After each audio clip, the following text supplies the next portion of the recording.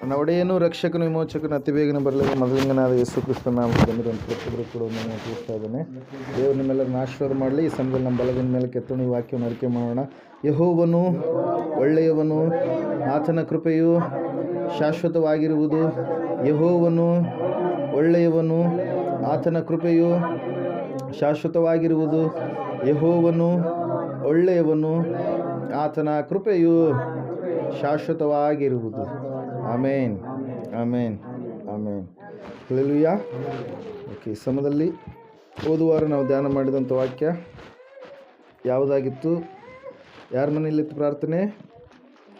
ಎಲ್ಲಮ್ಮವ್ರ ಮನೆಯಲ್ಲಿ ಪ್ರಾರ್ಥನೆ ಕೂಟ ಇತ್ತು. Hallelujah, praise the lord. ಯೇಸು ಕ್ರಿಸ್ತನು ನಮ್ಮ ಸಹಾಯಕನು. ಎಲ್ಲರೂ ಕೂಡ ನಮ್ಮನ್ನು ಕೈ ಬಿಟ್ಟರು ಕೂಡ ಕೈ ಬಿಡಲಾರದಂಥ ದೇವರು. ಮನುಷ್ಯರು ಕೆಲವು ಸಂದರ್ಭದಲ್ಲಿ ನಮಗೆ ಸಹಾಯಕರಾಗಿರ್ತಾರೆ, ಅನೇಕ ಸಂದರ್ಭದಲ್ಲಿ ನಮ್ಮನ್ನು ಕೈ ಬಿಟ್ಟು ಹೊರಟಾಗಲೂ ಕೂಡ ದೇವರು ಯಾವಾಗಲೂ ಕೂಡ ನಮಗೆ ಜೊತೆಗಾರನಾಗಿ ಸಹಾಯಕನಾಗಿ ನಿಲ್ಲುವಂಥ ದೇವರಾಗಿದ್ದಾನೆ. ಕಷ್ಟಗಳಲ್ಲಿ, ನಷ್ಟಗಳಲ್ಲಿ, ನೋವುಗಳಲ್ಲಿ, ಅವಮಾನದಲ್ಲಿ ಕೂಡ ದೇವರು ನಮ್ಮ ಸಂಗಡ ಇರುತ್ತಾನೆ ಎಂಬುದಾಗಿ ದೇವರು ನಮ್ಮ ಸಂಗಡ ಓದುವಾರ ಎಲ್ಲಮ್ಮವರ ಹನುಮಂತವ್ರ ಮನೆಯಲ್ಲಿ ನಾವು ನಮ್ಮ ಸಂಗಡ ದೇವರು ಮಾತಾಡಿದರು. ಪ್ರಿಯರೇ, ಹಲ್ಲೆಲೂಯಾ, ಪ್ರೈಸ್ ಲಾರ್ಡ್. ಈ ಸಮಯದಲ್ಲಿ ಈ ಲೋಕದಲ್ಲಿ ನಾವು ಜೀವಿಸ್ತಾ ಇರಬೇಕಾದ್ರೆ ದೇವ್ರ ವಾಕ್ಯ ಹೇಳ್ತಾ ಇದೆ,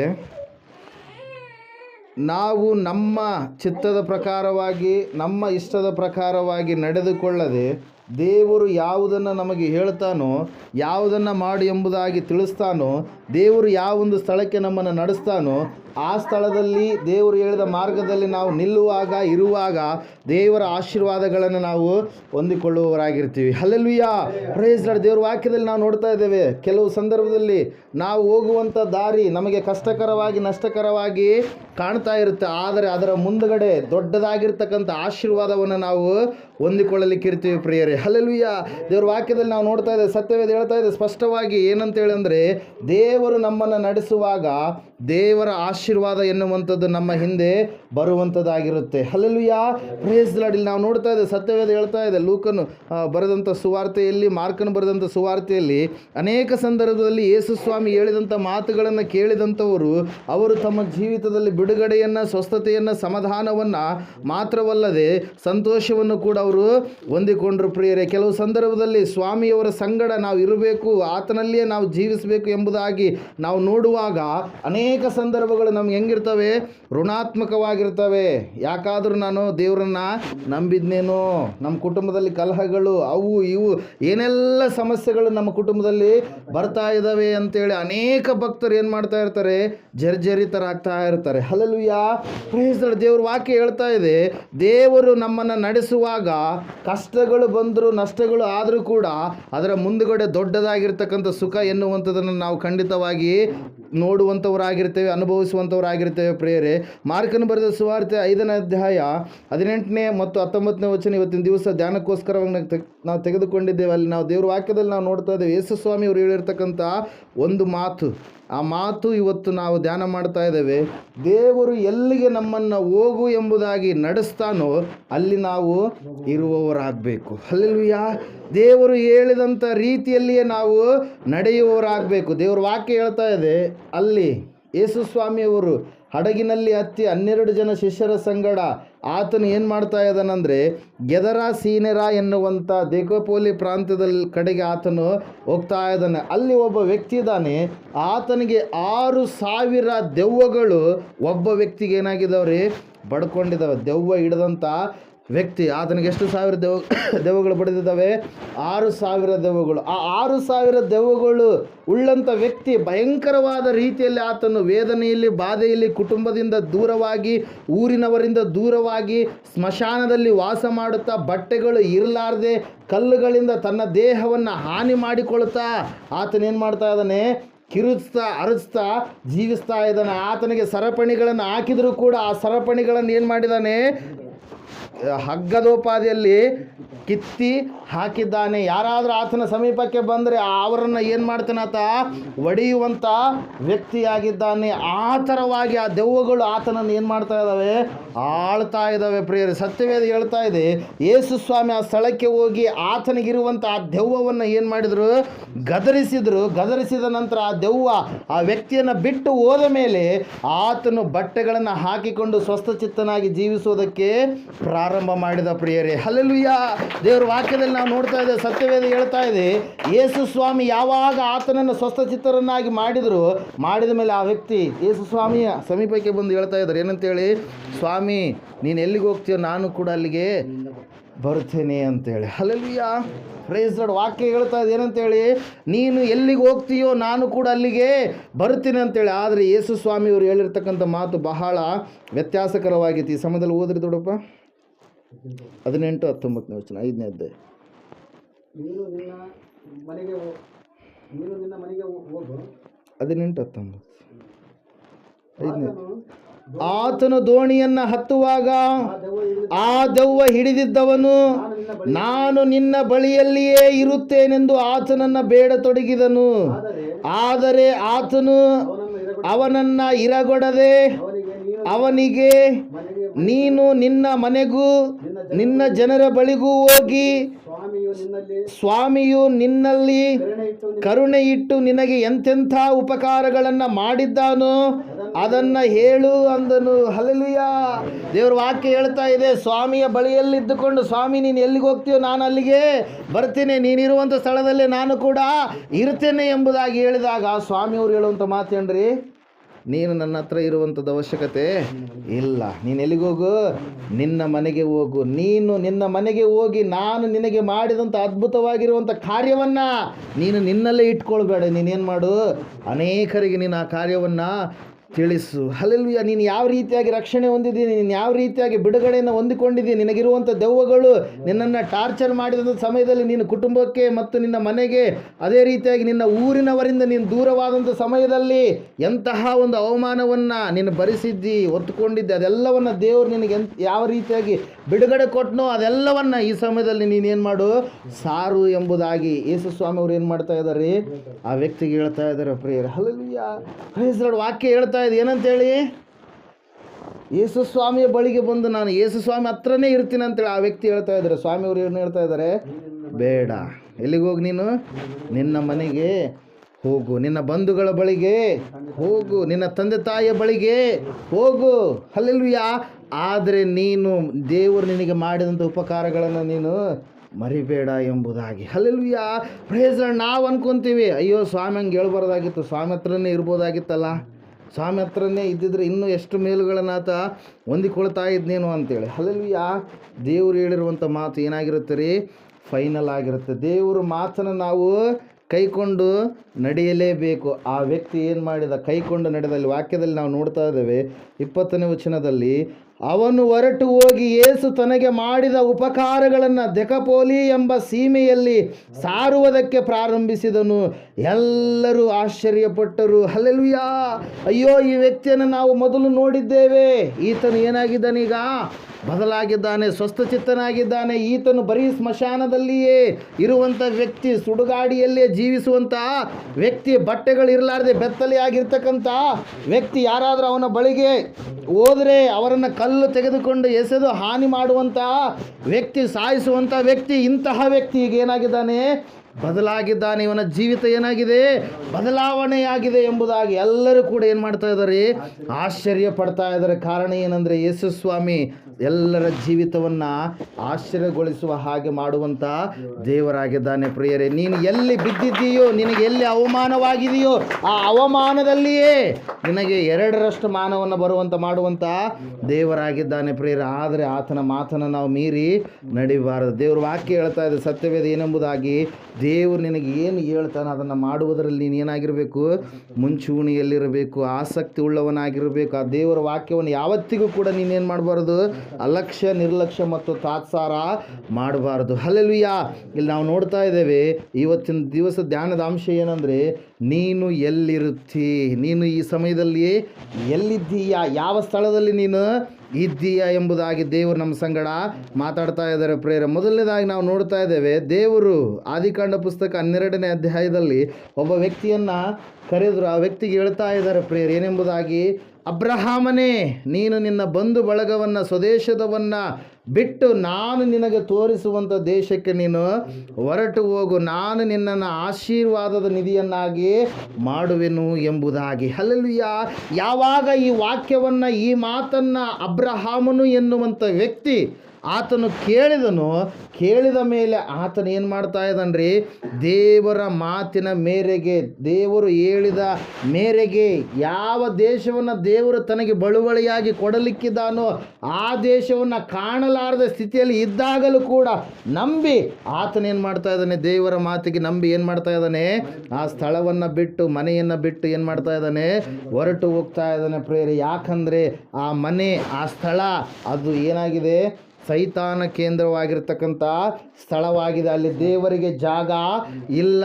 ಆ ಮನೆಯನ್ನು ಯಾವುದು ಆಳ್ತಾ ಇದೆ, ಲೋಕದ ಕಾರ್ಯಗಳು, ಶಾಪದ ಆತ್ಮಗಳು, ಸೈತಾನನ ಕಾರ್ಯಗಳು. Hallelujah, praise Lord. ದೇವರ ವಾಕ್ಯದಲ್ಲಿ ನಾವು ನೋಡ್ತಾ ಇದ್ದೇವೆ, ಅಬ್ರಹಾಮನ್ ಎನ್ನುವಂಥ ವ್ಯಕ್ತಿ ಸಾಮಾನ್ಯನಾಗಿರ್ತಕ್ಕಂಥ ವ್ಯಕ್ತಿ ಆಗಿರಲಿಲ್ಲ. ಆತನ ವ್ಯಾಪಾರ ಏನಾಗಿತ್ತು ರೀ, ಬೊಂಬೆಗಳನ್ನು ತಯಾರು ಮಾಡಿ ಅವುಗಳನ್ನು ಮಾರಾಟ ಮಾಡುವಂಥ ವ್ಯಕ್ತಿಯಾಗಿದ್ದ. ಹೊಸದಾಗಿರುವಂಥ ದೇವರುಗಳು ಎಂಬುದಾಗಿ ಅವುಗಳನ್ನು ಒಳ್ಳೆಯದಾಗಿ ಬಣ್ಣ ಹಚ್ಚಿ ಏನು ಮಾಡ್ತಾ ಇದ್ದ ಆತ, ಮಾರಾಟ ಮಾಡ್ತಾ ಇದ್ದ. ಪುಟ್ಟಿಯಲ್ಲಿ ಇಟ್ಕೊಂಡು, ಈಗ ಬರ್ತಾವಲ್ಲ ಹಳ್ಳಿಗಳಲ್ಲಿ ಏನು ಬರ್ತಾವ್ರಿ, ತರಕಾರಿ ಬರ್ತಾವಲ್ಲ, ಹಲ್ಲೆಲೂಯ, ಬರ್ತಾವ್ರ, ತರಕಾರಿ ಬರ್ತಾವಲ್ಲ, ಅದರಂಗ ಅಬ್ರಾಮ್ ಏನು ಮಾಡ್ತಿದ್ದ, ಪುಟ್ಟಿ ಒಳಗಡೆ ಹೊಸದಾಗಿರ್ತಕ್ಕಂಥ ಬೊಂಬೆಗಳನ್ನು ಮಾಡಿಕೊಂಡು ಬೇರೆ ಬೇರೆ ಊರಿಗೆ ಹೋಗಿ ಏನು ಮಾಡ್ತಾ ಇದ್ದ. ಇದು ಬೊಂಬೆನ ತಗೊಂಡ್ರೆ ನಿಮ್ಗೆ ಎಷ್ಟು ಆಶೀರ್ವಾದ ಬರುತ್ತೆ, ಅದು ಬರುತ್ತೆ, ಇದು ಬರುತ್ತೆ, ಏನೆಲ್ಲ ಹೇಳ್ತಾ ಇದ್ದ. Hallelujah, praise Lord. ಜನರನ್ನ ಮೋಸ ಮಾಡ್ತಾ ಇದ್ದ, ಜನರಿಗೆ ಮೋಡಿ ಮಾಡ್ತಾ ಇದ್ದ, ತನ್ನಗೆ ವ್ಯಾಪಾರ ಆಗೋದಕ್ಕಾಗಿ ಸುಳ್ಳುಗಳನ್ನು ಹೇಳ್ತಾ ಇದ್ದ. ಹಲ್ಲೆಲೂಯ, ಅಂತಹ ವ್ಯಕ್ತಿಗೆ ದೇವರು ದರ್ಶನ ಕೊಟ್ಟ.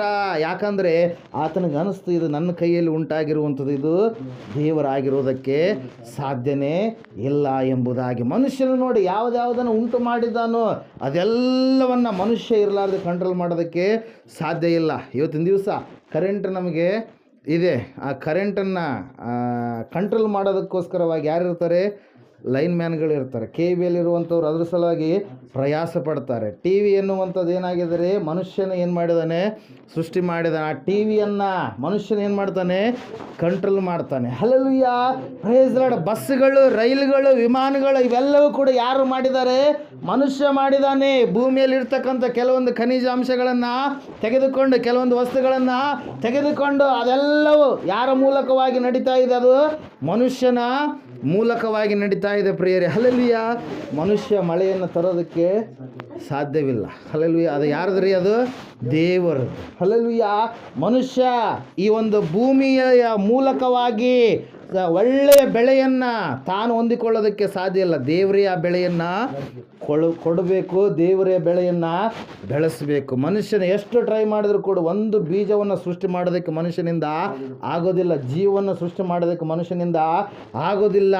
ಹುಟ್ಟುವಂಥದ್ದು, ಸಾಯುವಂಥದ್ದು ಅದು ಮನುಷ್ಯನ ಕೈಯಲ್ಲಿ ಇಲ್ಲವೇ ಇಲ್ಲ. ಅದು ಯಾರ ಕೈಯಲ್ಲಿದೆ, ದೇವರ ಕೈಯಲ್ಲಿದೆ. ಮನುಷ್ಯನು ಮಾಡಿರುವಂಥದ್ರ ಎಲ್ಲದರ ಮೇಲೆ ಮನುಷ್ಯನಿರಲಾರದೆ ಯಾವ ರೀತಿಯಾಗಿ ಕೆಲಸ ಕಾರ್ಯಗಳು ನಡೆಯೋದಿಲ್ವೋ ಅದೇ ರೀತಿಯಾಗಿ ದೇವರಿಂದ ನಿರ್ಮಿತವರಾಗಿರ್ತಕ್ಕಂಥ ನಮಗೂ ಕೂಡ ದೇವರಿಲ್ಲದೆ ಕೆಲವು ಕೆಲಸ ಕಾರ್ಯಗಳು ನಡೆಯುವುದೇ ಇಲ್ಲ, ಆಗುವುದೇ ಇಲ್ಲ. ರಕ್ಷಣೆ ಎನ್ನುವಂಥದ್ದು ಬಹಳ ಮುಖ್ಯ ಮನುಷ್ಯನ ಜೀವಿತದಲ್ಲಿ.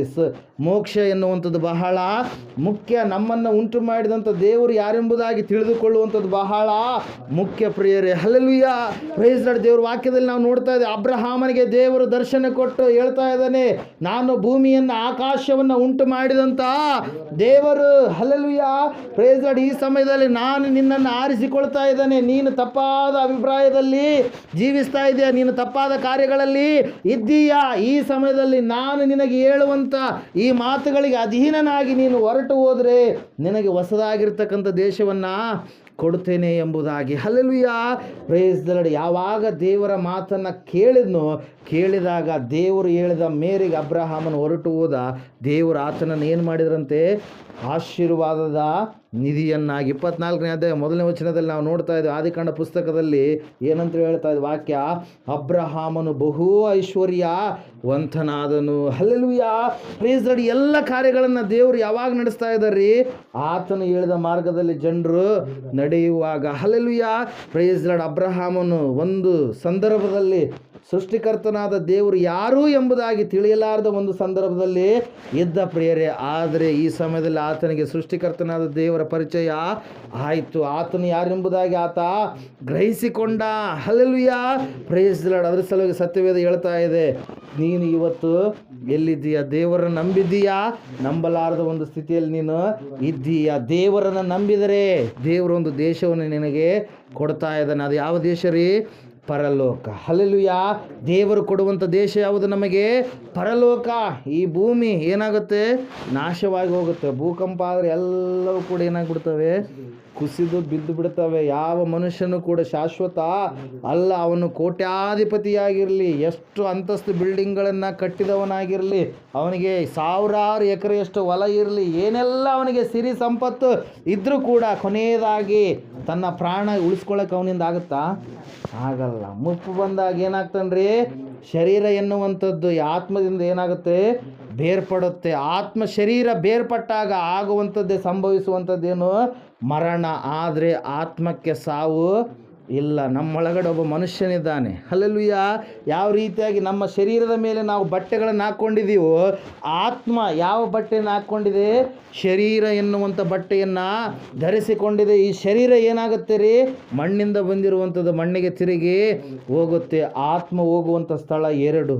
ದೇವರನ್ನು ನಂಬಿದರೆ ಪರಲೋಕ, ದೇವರನ್ನು ನಂಬಲಾರದೆ ಇದ್ದರೆ ನರಕ, ಪಾತಾಳ ಎಂಬುದಾಗಿ ನಾವು ನೋಡ್ತಾ ಇದ್ದೇವೆ. ಅದರ ಸಲುವಾಗಿ ದೇವ್ರ ವಾಕ್ಯ ಹೇಳ್ತದೆ, ಈ ಸಮಯದಲ್ಲಿ ನೀವು ಎಲ್ಲಿದ್ದೀರಿ? Hallelujah, praise the lord.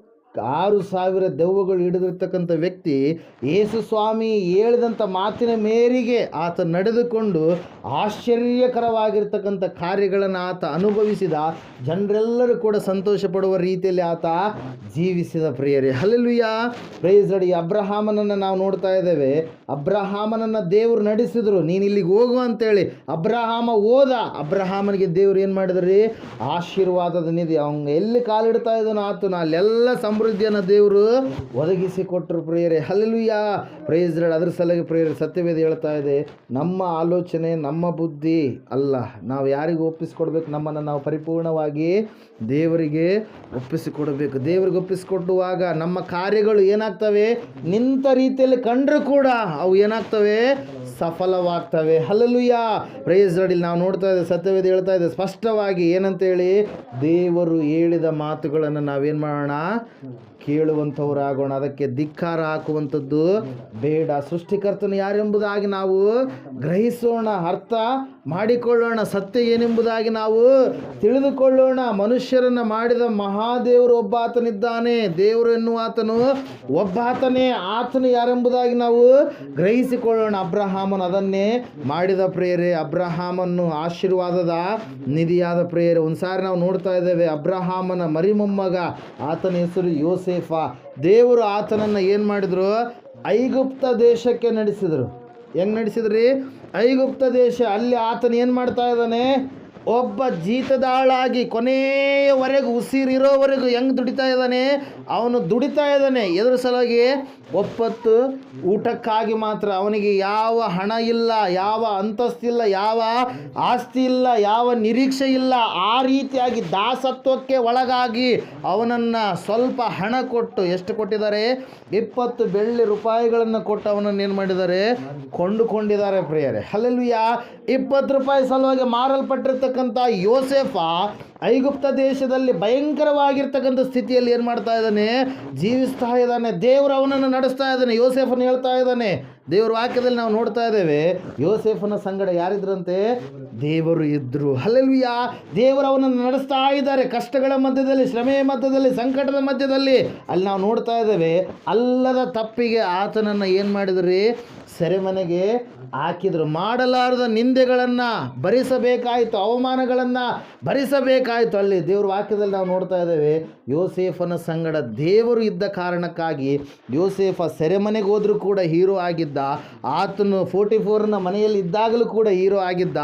ಆತನು ಸೆರೆಮನೆಗೆ ಹೋದ ಸಮಯದಲ್ಲಿ ಕೂಡ ಕನಸುಗಳ ಅರ್ಥಗಳನ್ನು ಹೇಳಿ, ರಾಜನ ಕನಸಿನ ಅರ್ಥವು ಹೇಳಿ ಸೆರೆಮನೆಯಿಂದ ಆತನು ಅರಮನೆಗೆ ಬಂದ. ಪ್ರಿಯರೇ, ದೇವರು ಆತನನ್ನು ಬಿಡುಗಡೆ ಮಾಡಿ ಇಡೀ ಪ್ರಪಂಚಕ್ಕೆ ಅನ್ನ ಹಾಕುವಂಥ ಮನುಷ್ಯನನ್ನಾಗಿ ದೇವರು ಆತನನ್ನು ರೂಪಿಸಿದರು. ಪ್ರಿಯರೇ, ಕಾರಣ ಒಂದೇ, ಯೋಸೇಫನು ಕಷ್ಟಗಳ ಮಧ್ಯದಲ್ಲಿ ದೇವರನ್ನು ಬಿಡಲಿಲ್ಲ. Hallelujah, praise Lord. ಅನೇಕರು, ಕೆಲವೊಬ್ಬರು ಕಷ್ಟಗಳು ಬರುವಂಥ ಸಮಯದಲ್ಲಿ ದೇವರಿಂದ ಏನಾಗ್ತಾರೆ, ದೂರವಾಗಿ ಹೋಗ್ಬಿಡ್ತಾರೆ. ಯಾಕಪ್ಪ ಬೇಕು ನಮಗೆ, ಮೊದಲೇ ನಾವು ಚೆನ್ನಾಗಿದ್ವಿ, ಅದು ಇದು ಅಂತೇಳಿ ಮೊದಲು ಇದಕ್ಕಿಂತ ಇನ್ನೂ ಚೆನ್ನಾಗಿ ಕಷ್ಟಗಳನ್ನು ಅನುಭವಿಸಿರ್ತಾರೆ. ಆದರೆ ಅವು ಯಾವ ಕೂಡ ಲೆಕ್ಕಕ್ಕೆ ಬರೋದಿಲ್ಲ. ಯಾಕಂದರೆ ಈಗ ಯೇಸುಸ್ವಾಮಿ ನಂಬಿದೋದಕ್ಕೆ ನಮಗೆ ಹಿಂಗೆ, ಯೇಸುಸ್ವಾಮಿ ನಂಬಿದೋದಕ್ಕೆ ನಮಗೆ ಈ ಥರ ಆಗ್ತಾಯಿದೆ ಅಂತೇಳಿ ಏನು ಮಾಡ್ತಾರೆ, ಮಾತಾಡ್ತಾ ಇರ್ತಾರೆ. ಪ್ರೇರೆ, ಅನೇಕರನ್ನು ನಾವು ನೋಡ್ತಾ ಇದ್ದೀವಿ.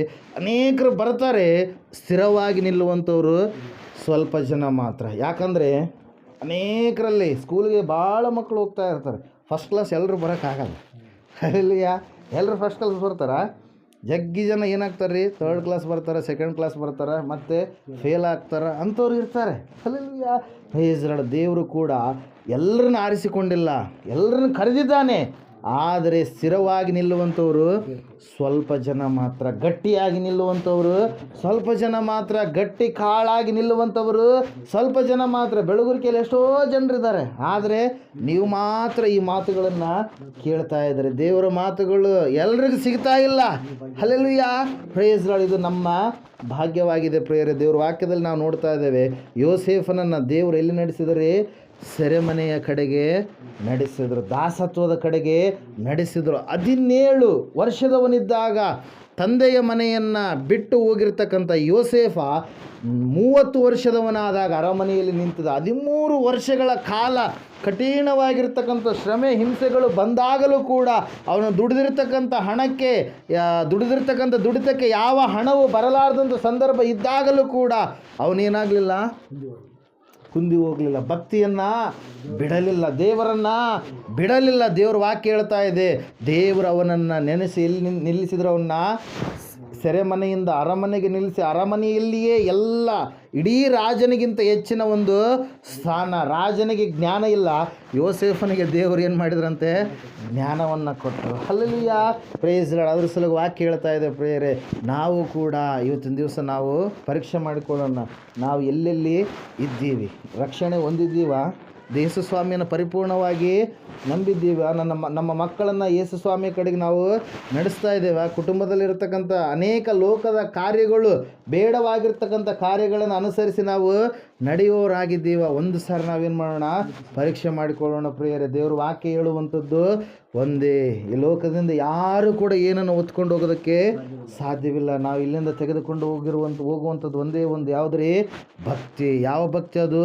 ಬಲವಾದ ಭಕ್ತಿ, ಸೃಷ್ಟಿಕರ್ತನಾದ ದೇವರನ್ನು ಮೆಚ್ಚಿಸುವಂಥ ಭಕ್ತಿ, ಶ್ರೇಷ್ಠವಾಗಿರುವಂಥ ಭಕ್ತಿ ಮತ್ತು ಸತ್ಕಾರ್ಯಗಳು. ಯಾವ ಕಾರ್ಯಗಳು ರೀ? ಒಳ್ಳೆಯ ಕಾರ್ಯಗಳು. ಹಲ್ಲೆಲೂಯಾ, ಪಾಪಗಳೆಲ್ಲ ನಾವು ಹೊತ್ಕೊಂಡು ಹೋಗೋದು ಏನ್ರಿ? ಒಳ್ಳೆಯ ಕಾರ್ಯಗಳು, ಸತ್ಕ್ರಿಯೆಗಳು ನಮ್ಮ ಹಿಂದೆ ಬರುವಂಥವುಗಳಾಗಿರ್ತವೆ. ಅದರ ಸಲುವಾಗಿ ಪ್ರಿಯರೇ, ದೇವ್ರ ವಾಕ್ಯ ಹೇಳ್ತಾ ಇದೆ, ಸತ್ಯವೇದ ಹೇಳ್ತಾ ಇದೆ, ಯೇಸುಸ್ವಾಮಿ ಮಾತಿಗೆ ಆ ದೆವ್ವ ಹಿಡಿದಿರ್ತಕ್ಕಂಥ ವ್ಯಕ್ತಿ ಏನದ? ವಿಧೇಯನಾದ.